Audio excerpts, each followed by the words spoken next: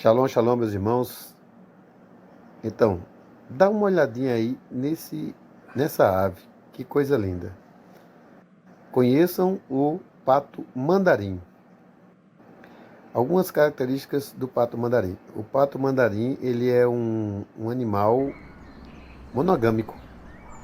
Pois é, ele é um animal que se relaciona com uma única fêmea.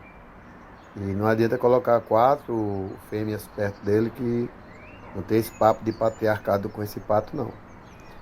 Ele, eu acho muito interessante percebermos os padrões.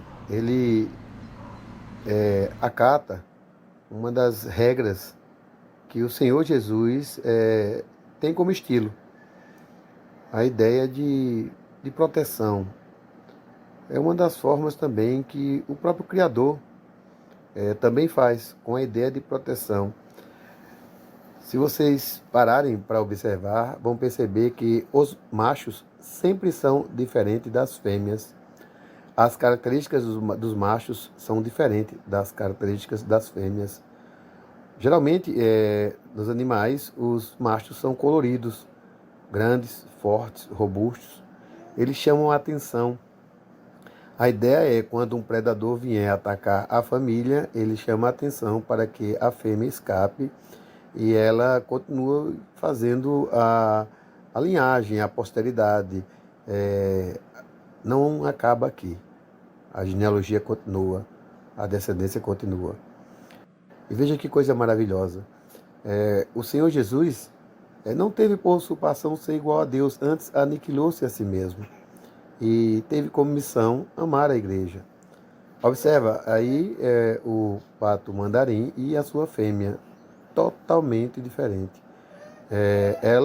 Existe o mandarim azul e o mandarim também marrom, mas observa, ela é totalmente parda, não chama atenção, recatada, na dela, discreta, porém existencial e também um pouco perigosa na função dela, de protetora, de mãe, de guardadora. Assim, me lembra muito a Ruach HaKodesh, ou a própria noiva de Cristo, porque a noiva de Cristo é a igreja, e as escrituras falam que as portas do inferno não prevalecerão contra a igreja. Mas vamos voltar a observar a ideia da masculinidade, a ideia da família, a ideia de família no céu, o padrão que o Pai deixou, onde o macho tem a sua peculiaridade e a sua intenção de sempre proteger a sua ente. Cristo sempre protegeu a noiva. O Senhor Criador sempre protegeu a Ruach HaKodesh. Ora, e no momento exato, cada um faz sua função. Eu tenho alguns patos mandarins, né? Eu tinha. Interessante que eles se doaram. Eu tenho um cachorro, um pastor australiano e um chapei, uma fêmea chapei, e eles eliminaram os patos. Mas interessante é que sobrou uma fêmea. Os machos entraram no embate e chamaram a atenção para que as fêmeas escapem. Então assim são os animais. Veja bem, enquanto a gente está falando das coisas celestiais, das coisas do céu, das coisas da família celestial, existem aqueles que se atêm ao estudo da sofia, da filosofia, do entendimento da ista. E esse estudo aponta para uma ideia feminista, onde cada vez mais a ideia da Alexandra Kollontai fica impregnada, onde diz que por que um homem pode ter várias mulheres se a mulher tem que ser submissa ao homem segundo as escrituras? Ora, as escrituras não falam isso. As escrituras falam, mulheres, serem submissas a seus maridos. Maridos, amai as vossas mulheres, como Cristo amou a igreja e a si mesmo se doou por ela. Veja o entendimento. O macho se debruça e enfrenta tudo para proteger a sua fêmea. Esse é o decorrer, é a continuidade, é o normal, é o padrão, onde o macho tem cores, tamanho, porte, força, vigor, e a fêmea não tanto, porém não está à toa, sempre protetora, sempre guardadora, sempre fêmea, discreta, sem pendentes, sem maquiagem, sem colorido, sem enfeites, mas serena e, ao mesmo tempo, predadora e cuidadora, guardando e também amando, sendo amada, como devem ser amados todos aqueles que se envolvem na ideia de família. Você já observou que na Bíblia fala a ideia de Cristo como leão, mas também a Bíblia fala da ideia de Lúcifer como leão? O leão que ruge a fim de tragar sua vítima, está ao derredor, e o leão da tribo de Judá. Por que existe o termo leão para os dois? Outra questão que é interessante entender é por que existe o termo sol para os dois. Por que existe o termo estrela para os dois? Ora, porque eles são gêmeos, onde o primeiro nasceu foi o Lúcifer e o segundo o Messias. Porém, ele conseguiu vir aqui e, amando a igreja com a diferença masculina que existe entre ele e a igreja, se doou por ela. E esse exemplo é dado aos homens. Homens, amem as vossas mulheres, assim como Cristo amou a igreja e a si mesmo se doou por ela. E a gente vê no dia a dia a quantidade de homens que se doa e a quantidade de homens que estão sendo doutrinados negativamente com a ideia de que o lado oposto é o seu inimigo. E jamais. Nós temos características masculinas, os animais têm características masculinas, e as características masculinas são peculiares à ideia de defesa, à ideia de guarda, à ideia de proteção, proteção da posteridade, proteção da fêmea, proteção da amada, proteção da que está do lado. Você, mulher, não se sinta inferior, pelo contrário, se sinta amada. E você, marido, entenda como Cristo, como Paulo falou acerca de Cristo, dizendo: homens, amai as vossas mulheres e protegei-a, guardando-as, assim como Cristo amou a igreja e a si mesmo se doou por ela. O mistério da morte de Cristo, o mistério da doação de Cristo, faz a gente entender que a fêmea, que tem a sua peculiaridade, e ela não existe para chamar a atenção, ela existe para copiar a Ruach HaKodesh, ela existe para copiar a ideia de discrição, de ser recatada, de se exibir, sim, para o seu marido, quando estiverem a sós. Se amar e se doar, sim, para o seu marido, quando estiver a sós. Fora disso, é qualquer infração das trevas, fazendo com que haja uma violentação mental, espiritual, moral, física e social contra o reino de Deus, contra as Escrituras, contra o que o Pai determina para que nós possamos seguir. Agora vejam, lá está a fêmea, bela, imaculada, perfeita, amável, mãe, cuidadora, consoladora, discreta e sábia. Bem diferente da farsante, que é a Sofia, Ista, Gaia, que não corresponde a nenhum desses itens de beleza. Pelo contrário, qualquer item que possa ser denominado a ideia de beleza, nela está na negritude total, nas trevas total. Mas o másculo existe exatamente para chamar a atenção, para dizer: eu estou aqui para lhe proteger e apenas confie em mim. Essa é a verdadeira relação entre a masculinidade que precede, está patente, está notória entre os animais, onde o leão, o pato, o pavão, o fazão tem as suas cores, e outros animais, suas cores e suas características de protetor, de cuidador. Interessante. Cristo não teve usurpação de ser igual a Deus. Antes, se esvaziou de si mesmo. E a ideia é fazer a noiva cada vez mais sentir-se amada, protegida, guardada. Enquanto o homem se doa para a a mulher se doa para a família, enquanto o homem enfatiza esse amor à rainha do lar, a mulher se envolve cada vez mais nesse amor bonito que provém do pai. A intenção é, cada vez mais, as pessoas perceberem que o pai deixa as coisas não só nas escrituras, mas também na natureza. Existe como você perceber a beleza da vida, a beleza que é a criação, a beleza que é a criação influenciando uma natureza divina que se faz concreta para que percebamos o grande abstrato do amor do Pai. Observe, quanto mais o homem se dedica a Deus e se dedica à sua família, mais a mão do Senhor é sobre ele. Quanto mais a mulher se dedica ao homem, sendo auxiliadora, ajudadora, consoladora, guardadora, mãe, educadora, amante, amável, mais existe a mão do Pai sobre eles. Agora vejam só, esse aí é o fazão do Nepal.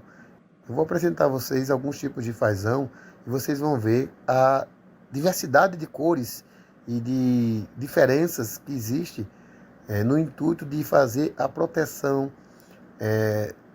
da fêmea. Esse aí é o fazão do Nepal, esse aí é o fazão resplandecente. Veja só a quantidade de cores, a beleza, a formosura. E o interessante é perceber que eles em si trazem essa perfeita habilidade de cores para que chame a atenção aos predadores e faça assim a proteção das fêmeas. Os fazões, esse vermelho, azul, verde e branco, chama-se fazão lady. Esse amarelo embaixo chama-se fazão dourado. Ao lado estão as suas respectivas fêmeas. A fêmea tem a sua cor parda. Embaixo tem a fêmea do fazão prateado. Então você observa que sempre nessa mesma ideia. Enquanto os machos têm a sua cor totalmente ressaltada, são cores vibrantes, cores chamativas, e essa é a forma de proteger suas fêmeas. Aí você vê o pato Carolina. O pato Carolina é um pato monogâmico, é um pato fiel. Você coloca 4, 5 patas Carolina perto dele, ele não cruza com nenhuma delas. Ele fica só com a que é dele. Muito interessante esse aprendizado que muitos homens e muitas mulheres podem pegar com simples animais que o Pai deixou para nos dar lições, para nos ensinar padrões. Aí, gente, são fêmeas do mandarim. Observa que são fêmeas pardas, como vem falando, sem cores, seguindo esse mesmo padrão. Aí fêmeas do Carolina, o Carolina e a fêmea do lado, com traços simétricos, bem definidos, chamativos. O preto fazendo contraste com o cinza, fazendo contraste com o marrom, fazendo contraste com o vermelho, fazendo contraste com o verde cintilante. Aí outros patos, Carolina e suas fêmeas, respectivamente. E a gente vai entrar na fase dos fazões. O interessante, gente, é essa mesma lógica. Enquanto a fêmea não chama atenção em suas cores, né? Assim deve ser também a mulher. Não querer chamar atenção. E pelo contrário, a missão dela é ser cuidadora, guardadora. Aí você vê o fazão prateado, com as cores São Paulina, né? Preto, vermelho e branco. Uma máscara vermelha no rosto. O fazão prateado, uma espécie muito bonita, bem interessante, aguerrido, brigão, muito protetor, com esporas que passam de 5 centímetros, se deixar crescer. E aí a fêmea do fazão prateado. A nossa aqui a gente chama de Fafá.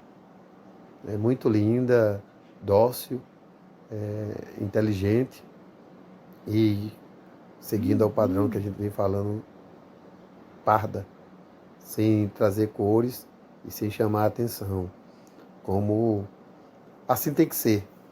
Você observa que Arua Kirakodesh, ela é a sabedoria e ela é a recatada, ela é a discreta, ela é a mulher virtuosa. E aí, mais uma vez, o fazão prateado, bicando no solo, e você vê que são cores fascinantes. Um preto quase azulado, um preto quase azul marinho. E meio termo, né, entre a galinha e o pavão, podia dizer assim. Esses animais eles eram mais encontrados na Europa. Hoje existe no Brasil também. Já existe uma grande quantidade de fazões no Brasil. Alguns fazões coloridos são mais do Oriente Médio, do Extremo Oriente, né? Esse país lá de olho puxado lá da galera amarela, chinês e tal. Então, os mais coloridos estão para lá. Com exceção do fazão lady. Fazão lady tem muito no Brasil. Aí, mais uma vez, o fazão prateado, muito lindo, por sinal. Tem também os fazões, as fêmeas do fazão prateado. Daqui a pouco a gente vai ver o fazão vesicolo e o fazão venerado. Nossa, o venerado é muito lindo. Vocês vão perceber que o venerado tem uma máscara no rosto. É muito show. E aí o fazão dourado, com a sua esposa, tá? Lá tá ele lá, ó, com a fêmeazinha. Interessante também, gente, é que apesar de serem fazões, dificilmente eles cruzam um tipo com o outro, tipo fazão dourado com fazão jumbo, fazão dourado com fazão versicolo, fazão prateado com o lady. Eles não batem, tá? Eles não se cruzam, é só com a mesma espécie. Aí está, ó, fazão dourado. Interessante também, gente, aí é uma fêmea. Interessante também é que os fazões e os animais, eles foram muito copiados em eras antigas. As pessoas copiavam as roupas, faziam as roupas seguindo padrões e a observação dos animais.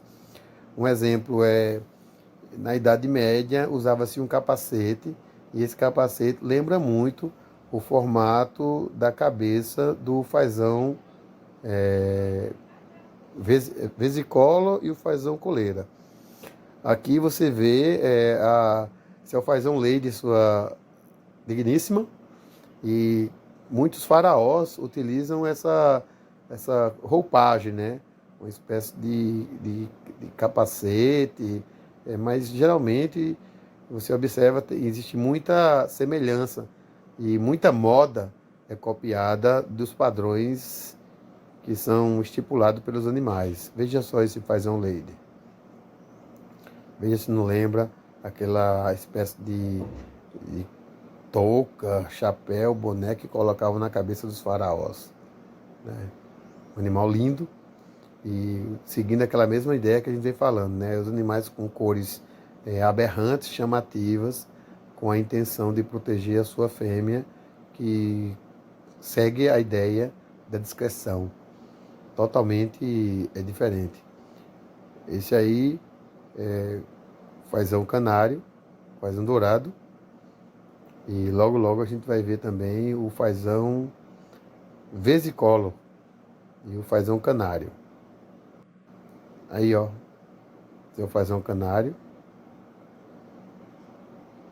Muito bonito, colorido. Veja a cabeça dele, naquele tom amarelo e essas raias na altura do pescoço. O próximo é o cafazão venerado. Olha aí, gente, esse é o fazão venerado. O fazão venerado ele tem um rabão gigante. O tamanho dele total, a envergadura dele pode chegar a 70 centímetros. Às vezes um pouco mais, tá? De bico até ponta de rabo. Nossa, a gente tinha um aqui maravilhoso, esplêndido. E naquela época da fraudemia, as pessoas falavam que era uma coisa que estava atacando as pessoas. Agora veja, muitos fazões nossos se foram. E eles se foram pelo mesmo evento, tá? Mesmo evento que, enquanto as pessoas pensavam que era uma coisa que pegava de pessoa para pessoa, mas era radiação. E essa radiação permeou. Um dia a gente estava com 40 filhotezinhos dentro de casa e começaram a cair um por um. E quando a gente percebeu que estavam entrando em pânico, a gente desligou a Wi-Fi e acabou a morte. Morreram 40. E ainda ficou uma grande quantidade, porque a gente conseguiu fechar a torneira, né? Se vocês entendem o código aí. Aí mais um fazão, a fêmea do fazão, né? Seguindo aquele padrão que eu falei para vocês, é pardo. Então vocês observam, gente, que os animais, eles têm uma lógica, né? Tem um porquê. Tudo que o Criador fez tem um porquê. Qual a grande questão? A questão é que o sistema, ele envolve a gente com as ideias de que o que o MEC passa para a gente, o que a grade curricular passa para a gente, o que os médicos contam para a gente, o que os cientistas contam para a gente, é o suficiente para a gente ficar calado, segurar a onda e entender que é isso e basta. Ora, nós temos um monte de perguntas sem resposta. Então, veja só, você se depara com circunstâncias e você indaga qual seria o verdadeiro motivo e não encontra a resposta. Esse fazão faz um vesicolo. Veja só o formato da cabeça dele, gente. Tem uma espécie de chifre do lado direito, porém uma curvatura, uma máscara na cara fazendo uma curvatura. Lembrando aqueles cavaleiros que colocavam um capacete. Aqui é um fazão coleira. Você observa que como ele é colorido, igual o vesicolo eu mostrei para vocês, eles têm a predominância de cores, porque são machos. Uma das formas de você descobrir o que é macho e o que é fêmea é exatamente isso, é a predominância de cores. Aí, ó, outro fazão coleira, fazão coleira marrom, um animal muito bonito, uma espécie muito interessante, com aquele mesmo projeto que eu falei para vocês, né?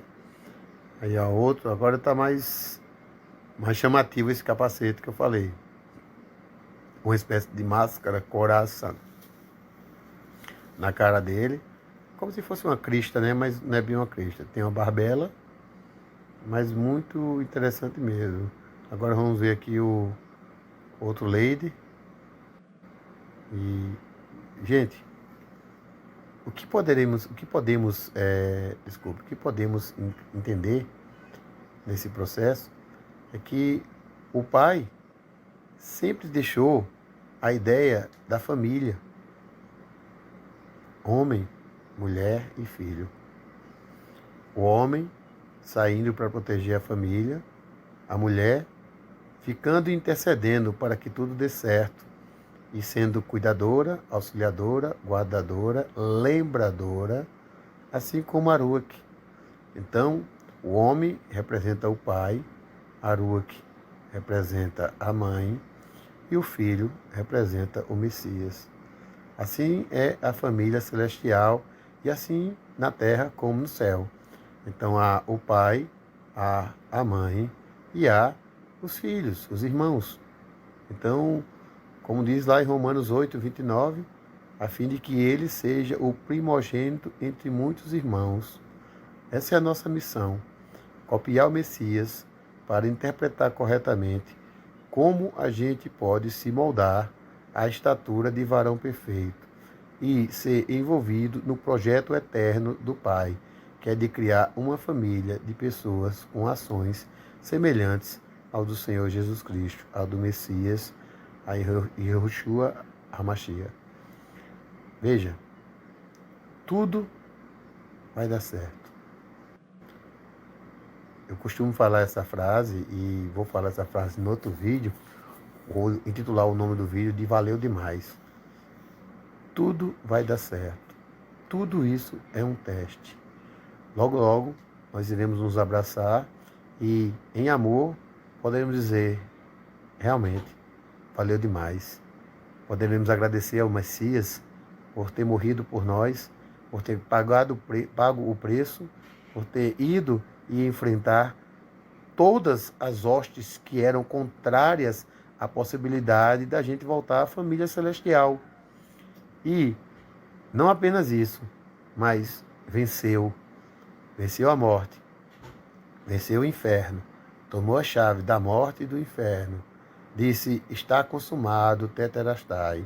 A partir desse momento, o Pai, na pessoa do Filho, Jesus Cristo, nos coloca como povo santo, sacerdócio real, nação santa, povo eleito, guardados, filhos amados do Pai. Na verdade, nós temos que nos alegrar, porque a nossa redenção está próxima. O momento primário, onde que o barro foi transformado em humano, aponta para a ideia do 8º dia, onde o homem agora toma a atitude de másculo, toma a atitude de homem, toma a atitude de guardador da sua família. Deus, o Pai, guarda Aruach. Jesus, o Filho, guarda a noiva.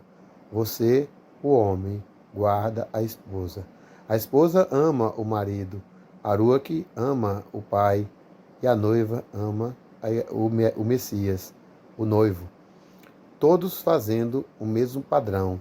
Todos fazendo o entendimento de uma família celestial, onde nós somos a noiva e ao mesmo tempo somos irmãos de Cristo, fazendo valer todo o padrão celestial. E por isso, por hoje, é só, pessoal. Cada vez mais nós possamos estar nos moldando ao entendimento que Deus é luz e nele não há treva nenhuma. Que possamos cada vez mais nos moldar aos passos do Messias. Shalom, shalom.